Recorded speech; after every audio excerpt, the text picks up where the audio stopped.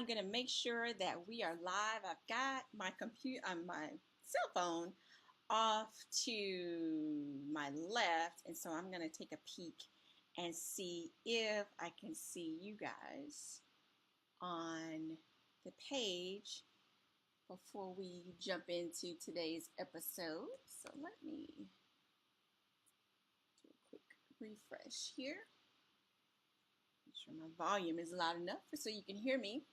You are watching Tips and Tech with Tiffany. So hi and welcome. Woohoo! We are live. Volume is loud enough so you can hear me.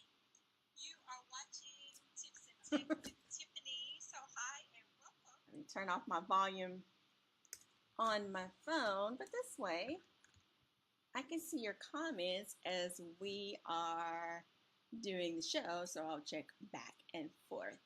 Last episode, I shared with you how to get the Facebook Live videos saved to your phone and into your Dropbox for your virtual team. And I mentioned that a good way to prep your video for transcription is just having the audio version of that. And I asked if anyone wanted me to share that, and I did get a response, which is great. So today I'm going to show you how to convert your video file to an audio file, because sometimes transcriptions will charge more to transcribe a video versus an audio. And for the transcription, they don't have to see the video. They just need the audio because they are transcribing your voice, right? So let me see. Okay, cool. So before I show you that, I want you to note a few things to prep your audio and video file. Really not prep the file itself, but let your virtual team know how you want your transcription. In some instances, you may want it word for word. I have a virtual assistant podcast excuse me, that I do, and I have that transcribed word for word, unedited, and I just like it that way, so it feels like we're having a conversation over coffee. And if we're speaking live, face to face, I can't edit my ums and ahs and so's and all that stuff. What I can do is, by hearing the recording, learn and improve and get better. But if we were having a live conversation, you may get, some of that as well. The only thing I take out is like coughing and stuff like that. So when you're having a transcription done, number one, make sure you let your team know whether you want it word for word, like literal sounds and nonverbals. If you want it word for word without nonverbals, let them know that. Let them know how you want to handle sections that are hard to understand. Do you want them to put a timestamp there or just skip it, highlight it? It probably is best to have them put a timestamp there and highlight it, so when you get the transcription back, it's easy to see.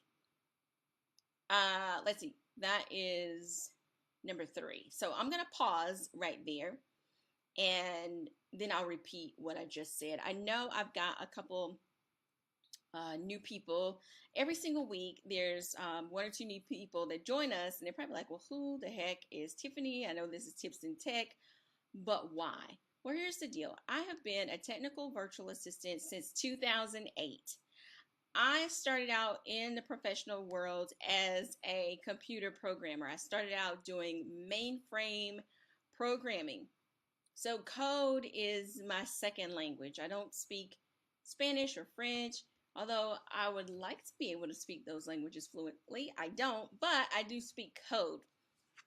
That's what I did professionally before starting my full-time business virtual hired hand, and crossed over into being a technical virtual assistant because there were a lot of things that I knew how to do already that my prospective clients needed help with. So all the techie stuff, and that got me excited, just being able to solve technical problems and finding solutions when they didn't have solutions before, or it wasn't their area. It may have been too tough.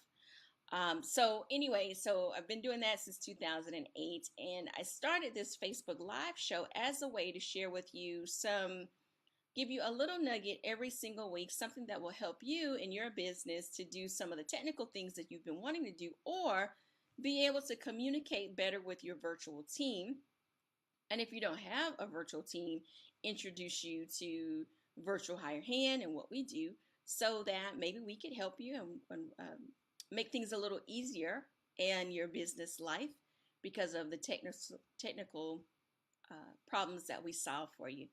So today it's all about the transcription. So I'm going to go back to those first three things. Number one, let your virtual team know whether you want them to include the ums and the ahs. If you want them to include your nonverbals, like when you laugh or cough or those kind of things. If you want them to do word for word but no nonverbals, let them know that. And then three, let them know what you want them to do with areas that they can't understand. If you want them to put a timestamp, which is the exact time down to the seconds, even down to the milliseconds, if that applies, to where that spot in the audio is, and highlight it for you. That makes it easy to see as you're scrolling through the transcription that you get back. For my team, I like to provide them with, if I have notes, I'll provide them with my notes. If I have links, I'll provide them with the links. That just makes it easier. So easier for both of us. I don't have to go back and hunt for where it is in the transcription, and they can automatically link it up for me, which makes it very easy when it's time to copy and paste into my WordPress website. So I provide notes and links if I have them, if it applies. Understandably, if it doesn't. It also, by doing that, there are some words they may not know how to spell or think it's spelled one way when it's spelled another, especially when referencing software or websites or books and things like that. It's always good to just have the exact spelling, exact links, so that they can pop it right into the transcription. And this applies whether you have an audio file or a video file. And I won't get down to whether you should have an MP3, MP4, a .mov, AI, what have you. There's software out there that your transcriptionists can convert the file. If they're not sure how to convert the file, Google is your friend. It'll show you, how to get a .mov to a .mp3. There's different tools for that.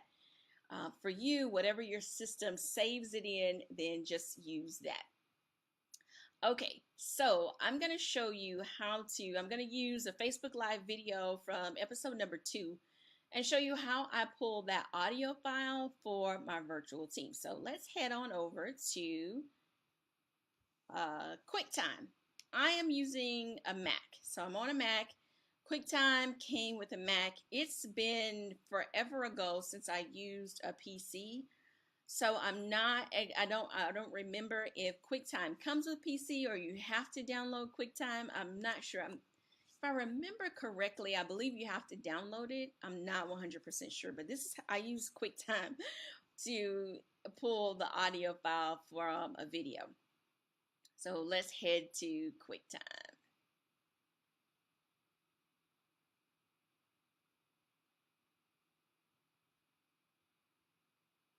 Okay, what you're looking at right now is not me frozen. It is a Facebook Live video that is just not being played yet. It's on pause in Quicktime. So let me pull it up on my end. And you can see this is a video. I just brought that up so you'll know it's a video. So how do we get this audio to an audio? Right now I have the file open, and Quicktime will open a .mov file or a .mp4 file. So let me take myself off the screen. Oops. There we go. I just want you to see just the video.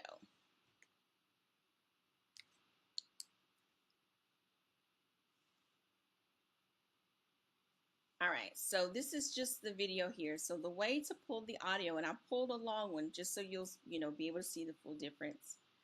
And Let me see here. I want to make sure that you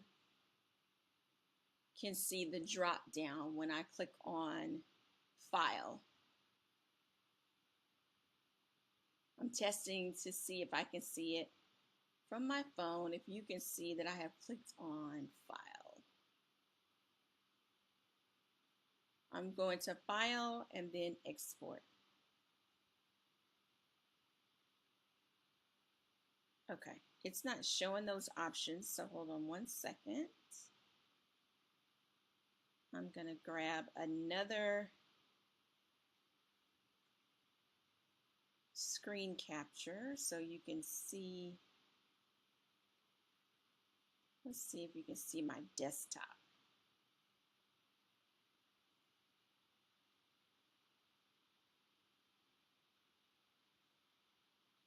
Okay. It's not capturing what I want you to see. It's just blank. Okay, let's cancel that. This is the fun part about Facebook Live. Okay, let's move it. Oh, let me adjust the screen here. Maybe that'll do it. Okay, I'm clicking on File and then Export and then Audio. Let's see if that comes up.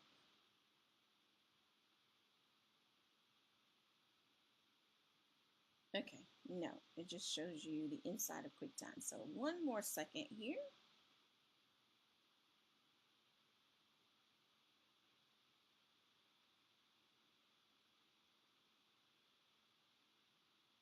Let's see. I want you to see my screen.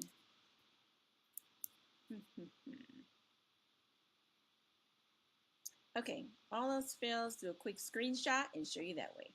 Okay, so I'm gonna hit File,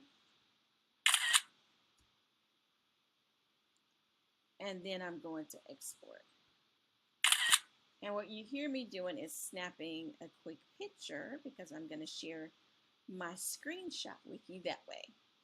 You're witnessing live technical problem solving there. At its best, there's always a workaround. That is my philosophy. There's always a workaround. So let me open this up for you.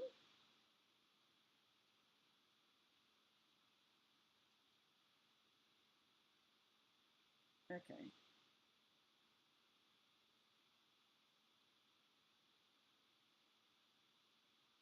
All right. Let me find the window capture again.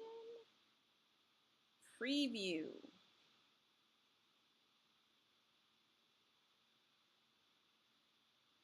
Okay.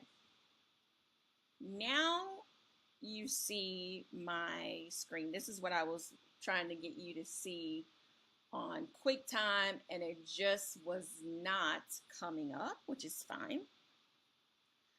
You'll see here that I clicked on File, and then the next thing I clicked on is Export. So File and then Export from QuickTime. File and then Export from QuickTime. You're seeing a little extra behind the scenes stuff of the show, which is fine. But the main thing I want you to see is that if once you're open your MP4, let's go back to the video.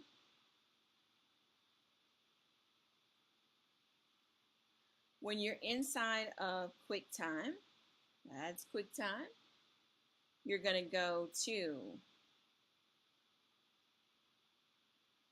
File. And then in the drop down under File, hey Stacy, how are you doing? In the drop down under File, go to Export. And then you'll see Audio Only. So I'm going to click on Audio Only. Going to File, Export, Audio Only. And then it's going to pull up your desktop. and ask you where do you want the audio to be saved. Okay, so it's going to ask you where do you want it to be saved, and you can change the name. And let me see if I can go back to QuickTime and it'll show you that. Maybe, maybe not. We're going to try and see. Come off of this. If not, you know, I'll get you a quick screenshot. Making sure no secret files are being shown. Okay, here's my screenshot. Messy screenshot. Hold on 1 second.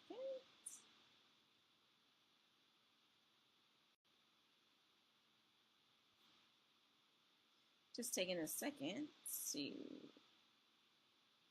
come up on my screen here. There we go.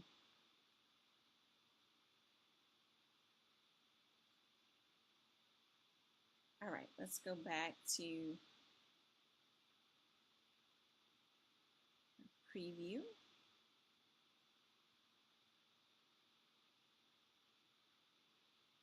And hopefully you are seeing, oh, let me make sure it's showing the right preview window.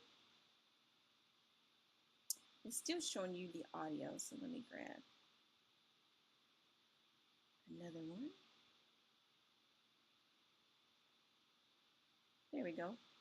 So when you hit audio, this is what happens. It's going to prompt you on where to save the file and whatever you want to name the file. And I'm going to go ahead and do that and change the name so I know what it is. So just do audio. And then hit save.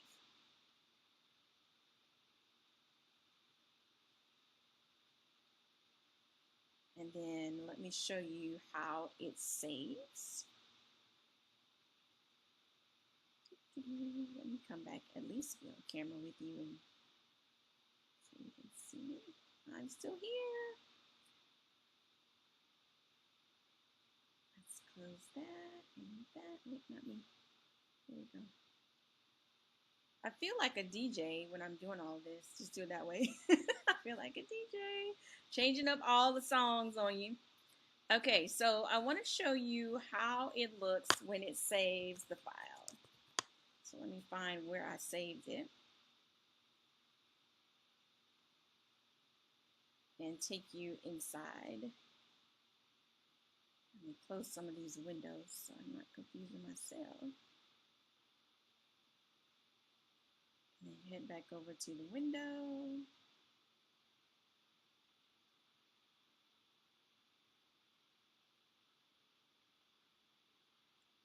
Here we go. So this is where it saves the file. So I just saved that. See Audio Tips and Tech with Tiffany episode 2. And this is a Apple MP4 kind of audio.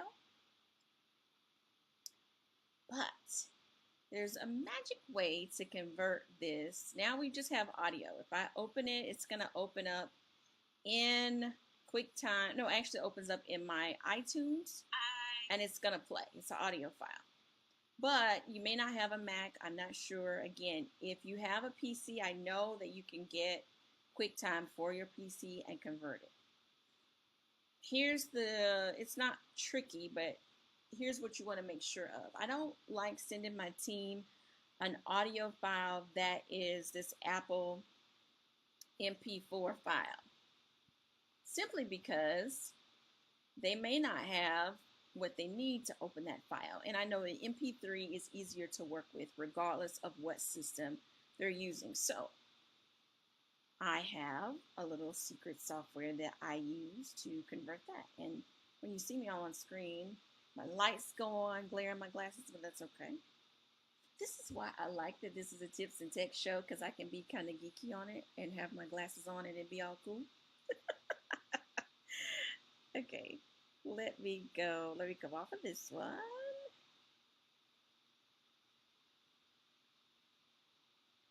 I'm video. Just go back there. All right, so I'm going to show you what software I use to convert, and it's free. This software is free that I convert. It's called MediaHuman Audio Converter. Let me pull it up. Human Video Audio Converter. There we go.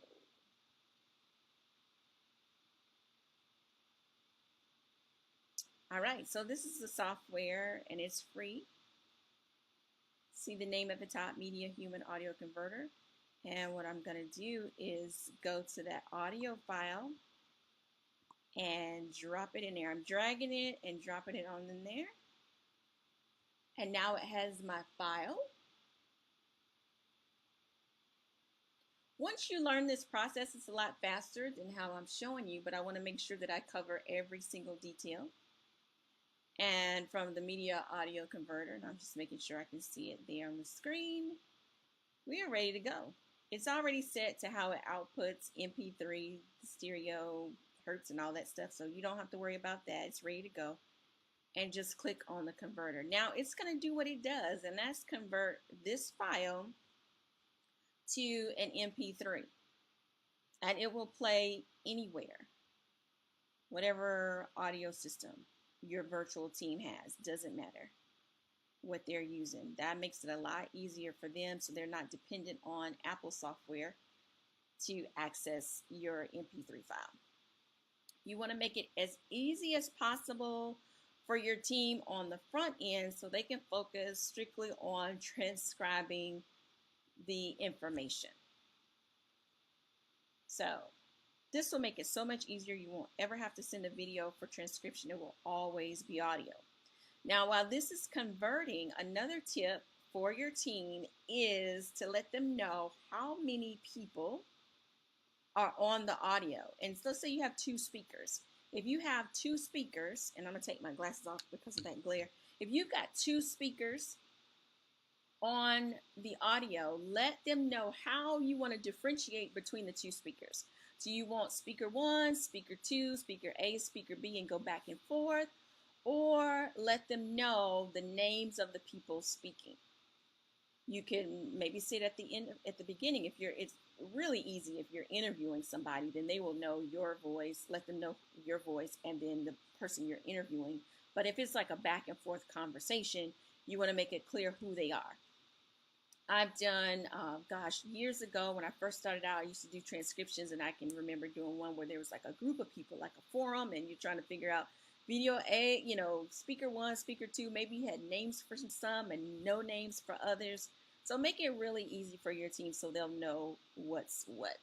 Now, this is a process that I go through every single week because my team transcribes all audio, every video that I do, they transcribe it so that that can become content over on the blog or social media, and I use it that way. So this way, when you're speaking, always record yourself. Every time you speak, have it transcribed. Now you're repurposing your content in a million different ways. And the one recording could, be broken up into different ways, into images, social media posts, short mini videos for Instagram and Facebook, and the list goes on and on and on and on. But it starts with this, because if you put a video onto Google, Google doesn't know what to do with the video. It needs that text because Google can pull words from that text and use that to come up in a keyword search, what people are looking for. People search for words. Even when we're searching for video, say we know it's a YouTube video, but guess what we have to type? We have to type words. So transcriptions gives the systems the words it needs to find our information. Now it's all done. And you can, I don't know if that pop-up came up on your screen or not. So I'm going to show you it's all done. And this is the fun part about this. If you're like, okay, well, where does it put my audio? You don't even have to think. If I click on this button, it's going to take me right to where the audio is. And, oh, I have to show you that on my screen, don't I? So let me grab that.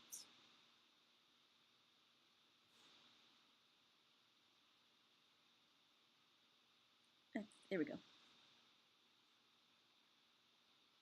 So what it does is, let's see here.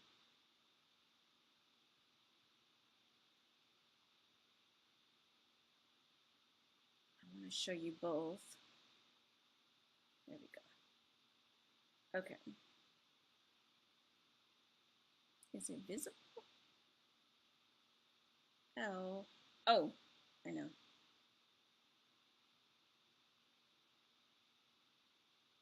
Come on.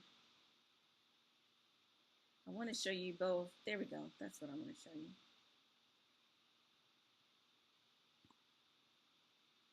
Okay. So when I clicked on this right here, it takes me to exactly where it saves on my computer. That's what I want you to see, that it takes you right to it. And now you're ready to go. You can put it wherever you want. Move it over to Dropbox if that is your tool. That's my favorite sharing tool for a virtual team, is move it into Dropbox. And I'll post a link for Dropbox and save it right there. I'll see if I can find the link for this MediaHuman converter software too. I'll see if I can find a link and post that at the end of the video as well, so you'll have all that. Now, if I have totally confused you and you're like, okay, what?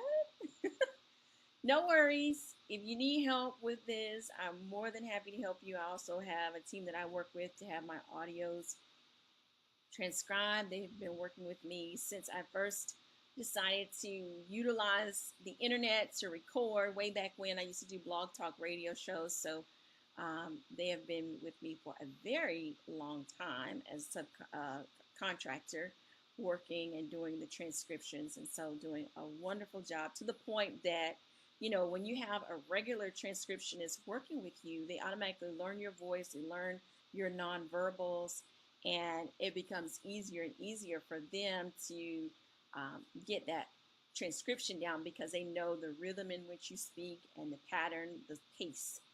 That's key. Even though the audios can be slowed down or speeded up, but if it's a familiar voice every time, then it makes it a lot easier for those transcriptions. It doesn't adjust the time, but it makes it a smoother process.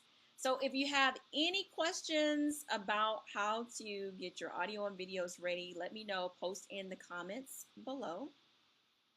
If it's an audio file, it's ready to go. It's MP3, it's ready to go. The key is to put it somewhere so that the team can get to it quickly.